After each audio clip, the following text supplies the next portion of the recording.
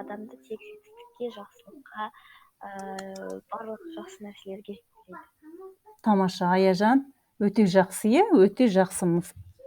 Так, сізде топтармен қалайдай жұмыс жасадыңыздар? Аяжан? Біз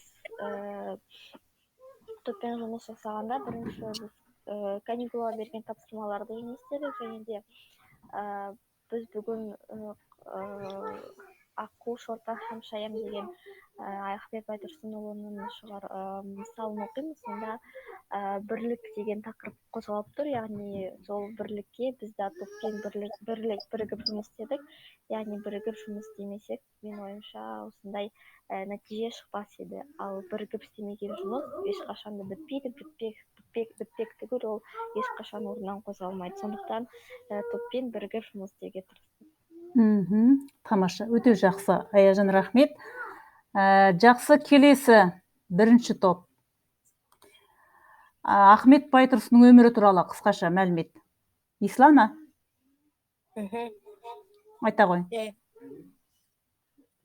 Ахмет Байтұрсынұлы партиясының мүшесі.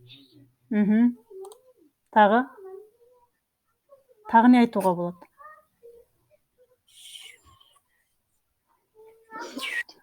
Өшір. Так, дыбысты өшірші. Кім? Тайыр, Әмир. Дыбысыңды өшіріп қой, Ислам, Зүлфи. Так, Ислананың тобы өте нашар жұмыс жасағасыздар. Әлижан қайдасыз? Нұрәли. Жарайды, Бауырмалға кетті, Әділ. Елжан кетті, Тарбағатайға ауысып. Мила, Жұлдыз. Бекенова, Жұлдыз қайдасыз? Ең қарапайым оңай тапсырма ғой. Ал айта ғой. Ахмет Байтұрсыновтың өмір туралы мен айта аламын. Ал айта ғой. Айта ғой. Айта ғой, айта бер. 5 қыркүйек 1872 жылы қазіргі Қостанай облысында Жангелді ауданы Сарытүбек ауылы туылған. Қазақ ақыны, әдебиет зерттеушісі, ғалым, және де публицист, педагог, аудармашы. Қазақ халқын 20 ғасырдың басындағы ұлт азаматтық қозғалысы жетекшілерінің бірі, мемлекет қайраткері деп айтуға болады. Өте тамаша, рахмет. Көп рахмет. Қоссам бола ма? Так, жақсы, айта ғой, Аяжан. Тағы Ахмет Байтұрсынұлы қазақ балаларына әліппе кітаптар жазған. Сол кітаптардың арқасында қазіргі балалар саналы болып көптеген нәрселерді біліп жатыр. Және де Мұхтар Әуезов атамыз айтқан, бұл Ахмет Байтұрсынұлы атамыздың еңбегі сіңірген халқына деген сүйіспеншілігін халық біледі және де ешқашан ұмытпайды деген. Өте тамаша, міне.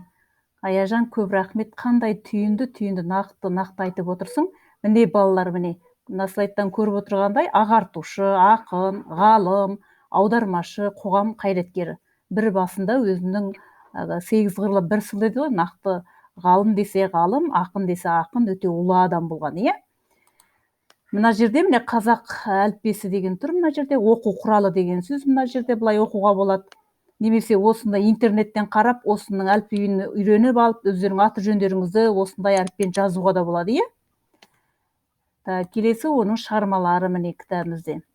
Енді келесі суретке қарайық. Аққу, шортан һәм шаян деген мысалға осындай бір өте жақсы бір суреті беріліп тұр сіздерге. Ол яғни бір күні аққу, шортан һәм шаян келе жатыр, бір арбаны тауып алады, жүгі бар ішінде. Соны аққу айтады, мынаны біз көкке қарай тартайық дейді. Ал шортан оны суға қарай тартады. Шаян оны құмға қарай тартады.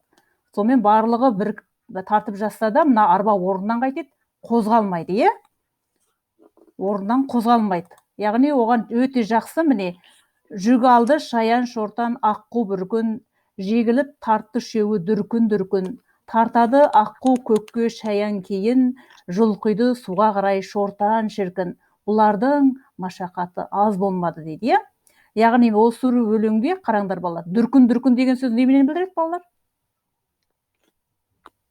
Дүркін дегенді қалай?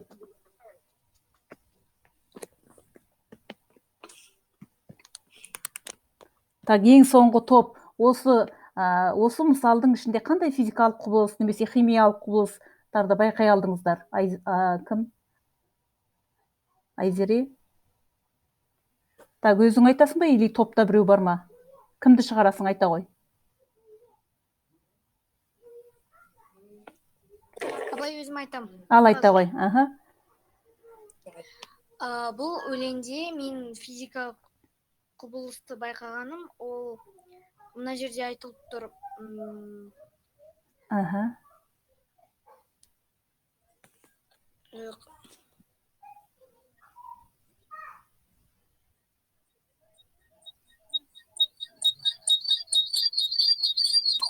Аха. Тағы? Так, Зүлфи, Бислам, дауысын басшы. Айта ғой. Бұл жерде бізде көп қозғалыстар пайдаланған. Өлең негізі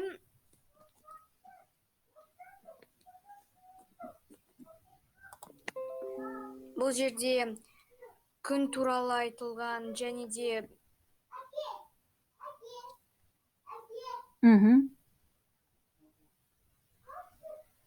Мына жерде бұлардың машақаты аз болмады, жұмысы орнына кеп мәз болмады. Тарсада бар күштердің аямай-ақ, аслан жүк орнынан қозғалмады дейді. Мына жерде күш деген тұр міне, жұмыс деген тұр, иә? Яғни бұл өте жақсы айтып отыр міне бізде. Айзере. Яғни балалар, мына жерде күш туралы айтып тұр. Жұмыс туралы тұр. Жұмыс туралы деді. Енді қараңдар балалар. Мына жерде енді сіздерге жалпы қозғалыстың салыстырмалдылығы деп тұр, иә? Қозғалыстың салыстырмалы, қозғалыстың түрлері деп тұрмыз. Тағы да не айтуға болады? Яғни күштердің барлық күш бір бағытта болмаса, олдан нәтиже қайтеді? Шықпайды деген сөз, иә? Егерде бәрі бірігіп, не Аққу жаққа, не Шаян жаққа, не жаңағы Шортан жаққа тартқан болса, ол жүкті орнынан қозғар ма еді деген сұрақ. Иә. Себебі барлық топтағы кісілер бір жаққа тартса, ол жүк орнынан қозғалады. Ал барлығы әртүрлі жаққа тартқанда, ол қозғалмайды және жұмыстар нәтиже шықпайды. Тамаша. Так, іс-әрекет болмаса, кәдімгі сөзбен берілген дейді. Әрине аударады, ол. Кімнің мысалдарын аударады көбінде, Ахмет Байтұрсын? Пушкин. Орыс ақындарын аударған. Тура соны өзіміздің менталитетке кетіріп, нақты дәл аударған, иә? Так, әрине іс-әрекет болмаса, кәдімгі сөзбен берілген, мен айтып жатырмын дейді Әмир. Иә, Әмир деп шығып тұрады, жағына жазып қойсаңыз жеткілікті. Молодец, осылай міне шатты да қолданып жатырмыз.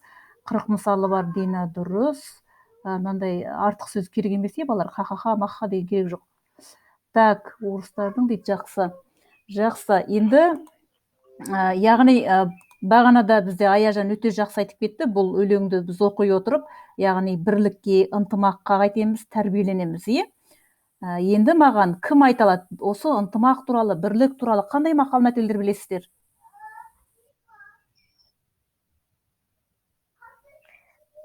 Қандай мақал-мәтел білесіздер? Бірлік алды ынтымақ. Дұрыс. Бірлік алды ынтымақ. Бір болмай тірлік болмас. Дұрыс. Тағы да? Аяжанған айта бере ме? Қалғандарымыз қайдамыз? 16 бала отырмыз мына жерде. Алтау ала болса, ауыздағы кетеді, төртеу түгел болса, төбеде келеді деген бір сөз бар, мақал-мәтел бар, өте жақсы. Міне балалар. Ырыс алды ынтымақ.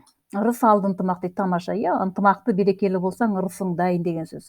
Енді балалар бұл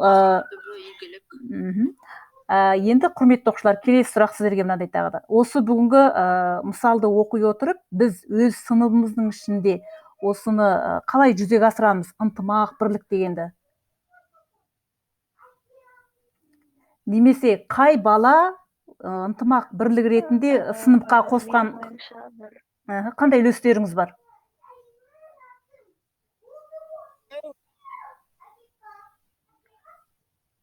Аха, қандай? Менің ойымша, Мгм. сіз бізге топпен жұмыс берген кезде әр адам бір өзіне деген жауапкершілігін және де бірлікті сезіну керек. Содан кейін барлығы бір күшке ортаға жиналғанда ғана сол бірлік сезіледі.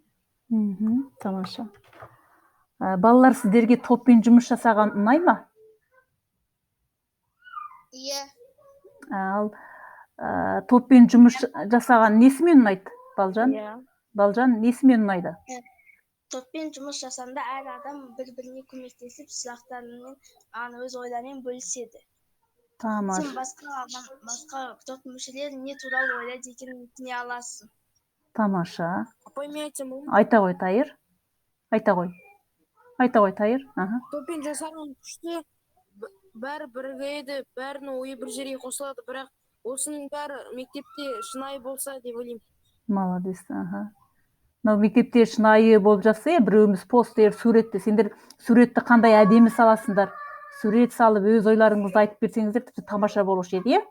Осы мысалдың ішінде кейіпкерлерде аққу қандай адамның сипаттайды негізі? Аққу ненің символы жалпы?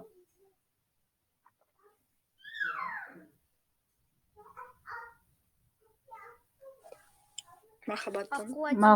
Әдеміліктің символы. Әдеміліктің, шынайылықтың. Иә. Мына жерде енді Ахмет Байтұрсынның бір даналығы аққудан басқа да құсты келтіруге болушы еді, бірақ та именно аққуды келтірді. Өйткені аққуды атпа, досыңды сатпа деген бір қазақта сөз бар, иә. Енді сіздер бір сыныпта оқығаннан кейін әрине біреудің баласы сияқты бір-біріңе қандайсыңдар? Доссыңдар. Бір-біріңнің артықшылықтарыңды асырып, кемшіліктеріңді жасыратындай, сондай өте ұйымшыл жұмыс жасау керекпіз. Жақсы. Так, енді ары қарай кеттік. Келесі, жаңа сипаттама бердік. Енді сіздерге осы өлеңді жаттап алыңыздар. Енді жаттағанда бәрін жаттай алмасаңыздар, ең болмағанда басын, соңын жаттап алуға болады. Сол бір жерге барып қонаққа барған кезде, тақпақ айт дейді ғой, сонда көбінде кейбіреулер аю отырып партада, екі қолы қалтада деп айтып жатады, ондай тақпақ айтпаңдар. Осы мысалды әрбірін зейніңізде қойып жаттап алып, сол той томалақта болсын, бір қонақта отырған кезде айтып берсең, сол жердегі бүкіл халық риза болады, дән риза болады деген сөз. Сондықтан өте тілі жеңіл, жаттап алуға болады, міне. Иә. Так, осылай ақырындап, әрбір 40 мысалды талдай беретін болсақ, біздің қоржынымызда, біздің ой өрісімізде көптеген мәліметтерді алатын боламыз. Және осы мысалды көз алдымызға елестете отырып, қоғамда болып жатқан, қасымызда болып жатқан нәрселерді оған салыстырмалы түрде келтіре аламыз, Мысалы, кейбір балалар өте қу болады, адамның бетіне күліп тұрады да, былай айналғаннан кейін бір-бірін жамандайтын балалар да болады. Оны біз сипаттаймыз кейде түлкіге, кейбіреуде момақан болады, кейбіреуінің мінезі дөңк болады, бірдеме айтсаң тура қабылдайды да, қалжың дегенді түсінбейтін балалар болады. Сондай жағдайда сіздер осындай мысалды оқи отырып, ол балалардың, сол адамдардың жан дүниесін түсінетін боласыздар. Әрбір мысалдың беретін философиялық ойы терең бізге. Қазір деген ғылымның, білімнің заманы. Ғылымды, білімді, кітап көп оқыған адам өзінің орны дайын деген сөз. Так, жақсы, құрметті оқушылар, бүгінгі сынып сағатымыз осымен тәмам. Қатысып ой пікірлеріңізді айтқандарыңыз үшін көптен көп рахмет айтамын. Және әлде топпен жұмыс жасауымыз өте әлсіздеу. Қыстық демалыс кезінде топтық жұмысты мына Ислананың тобы топпен жұмыс жасағаны өте жақсы болды. Және екіншісі топ бізде Динаның тобы, мамандық туралы өз пікірлерін айтып, Ринатул Ислам екеуінің жасаған видеолары сынып әкімшілігі, мектептегі әкімшілікке ұнап, яғни Динаны бір конкурсқа жазды, соған қатысып жатыр қазір ол. Міне осылай әркім өзімізді көрсету керекпіз. Видеоға қарап сөйлегеннің өзі бір өнер. Мүмкін кейін сен мықты актер болуың мүмкін. Кейбіреулер камераға қарап қалса айтатын ұмытып қалады ғой. Сондықтан видеоға қарап, біреу қай сабақ болса да видео түсір, слайд жаса деді ме, қорықпа. Алда жасай бер. Неше түрлі программалар бар. Қазір ютубқа жаса, неше түрлі шыға келеді, еңбектенуден қашпау керек балалар. Егерде сізді еңбектенбей, оп оңай бір нәрсе жүзеге асып жатса, онда сіз қорқыңыз, бір нәрсе дұрыс емес деген сөз. Ал егер сіз терлеп, еңбектеніп, терлеп, тепшіп, күніне бір 5-ақ сағат, 6-ақ сағат ұйықтап, еңбектеніп жүріп бір нәрсенің шығарса, онда сенден нәтиже бар деген сөз. Және балалар, сіздерге тағы бір айтатыным, бізде 7-ші сыныпта оқыған кезде зерде ғылыми жоба қорғау конкурстары басталады, байқаулары. Соған байланысты сіздер қазірден бастап, қай пәнге қызығасың, қай тақырыпты ары қарай дамытқың келеді, соған ғылыми жобаға өзің бір ізденіп, тақырып дайындап, қарастыра беруге болады, Және балалар, басқа сыныпқа қарағанда біздің сыныптардың олимпиадаға қатысуы кішкене біраз баяу болып тұр балалар. Сондықтан қай пән болса да олимпиадаға қатысыңыздар. Ақшалы болса да, өте қымбат, 2000 теңгелік олимпиада болмайды ғой, енді бір 370 теңге, 500 теңгенің айналасында болуы мүмкін. Қатысыңыздар, ол өздеріңіздің білімдеріңізді көресіздер, қаншалықты екендеріңізді. Так, сол енді ең соңында бір сөз барында. Ақаң ашқан қазақ мектебі дейді. Ақаң түрлеген ана тілі дейді. Ақаң салған әдебиеттің елшілік ұраны дейді.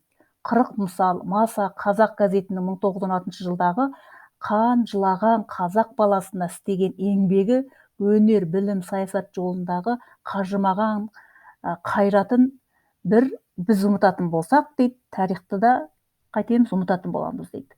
Осындай бір барлығын жинақтап келіп, бір 5-6 жолға Мұхтар Әуезов өте жақсы кірістіріп қойған, бір бойынан барлық жетістікті, барлық ғылымилықты, барлық саланы көруге болады.